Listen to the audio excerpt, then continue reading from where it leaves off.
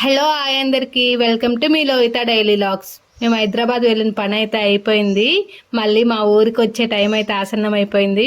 ఇంక రిటర్న్ అయిపోయాం కూడా. లోహితకు రావడం అయితే అస్సలు ఇష్టం లేదనుకుంటా. మార్నింగ్ లేచిన దగ్గర నుంచి అయితే మూడీగా ఉంది. వాళ్ళ పెద్ద అత్తయ్య దగ్గర నుంచి అయితే అస్సలు రాలేదు. మళ్ళీ నన్ను తీసుకెళ్లి పల్లెటూరులో వేస్తున్నారు అని తెలిసిపోయినట్లుంది లోయి పాపకైతే. మేము వెళ్ళేటప్పుడు 2 బ్యాగ్స్తో వెళ్తే వచ్చేటప్పుడు అవి 4 బ్యాగ్స్ అయ్యాయి.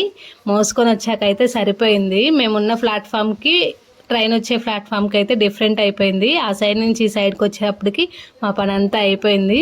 మేము మొయ్యలాగా బ్యాగ్స్ అల్లాడిపోతుంటే పిల్లలు వాళ్ళకి కావాలంట వాళ్ళు మోయడానికి.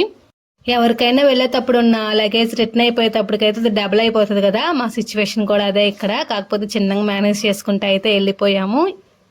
లోయి పాపను పెద్దత ఎత్తుకొని రావడం వల్ల మాకు కొంచెం ఈజీ అనిపించింది. లేకపోతే పట్టపక్కలే చుక్కలు అయితే కానొచ్చాయి.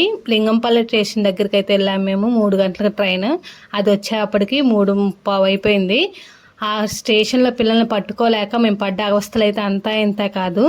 ఆ బ్యాగ్స్తో ఈ మెట్లు చూడగానే నాకైతే తిరుపతి మెట్లే గుర్తొచ్చాయండి.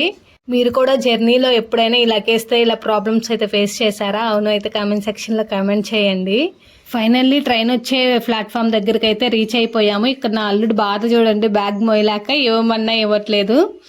3కి రావాల్సిన ట్రైన్ 3:45కి అయితే వచ్చింది. కొంచెం పర్లేదు, ఖాళీగానే ఉంది. అయినా టికెట్స్ అయితే బుక్ చేసుకున్నాము. రష్ ఏమంత అనిపించలేదు. లోయి పాప వెళ్ళగానే అయితే లోయికి ఒక ఫ్రెండ్ అయితే పరిచయం అయిపోయింది. తనతోనే మొత్తం టైంపాస్ చేసింది ట్రైన్లో. తిన్నది లేదు, నిద్రపోయింది అయితే లేదు. ఖాళీ ఉండడం వల్ల అయితే ఈ చివరి నుంచి ఆ చివరి వరకు అయితే బాగా ఆడింది. ఆ పాపకి తమ్ముడు ఉన్నాడంట. తన ఇంట్లో ఆడే ఆటలన్నీ అయితే మొత్తం లోయి పాపతో ఆడింది. ఇక్కడ చూడండి భజన అయితే చేస్తూ ఉన్నారు.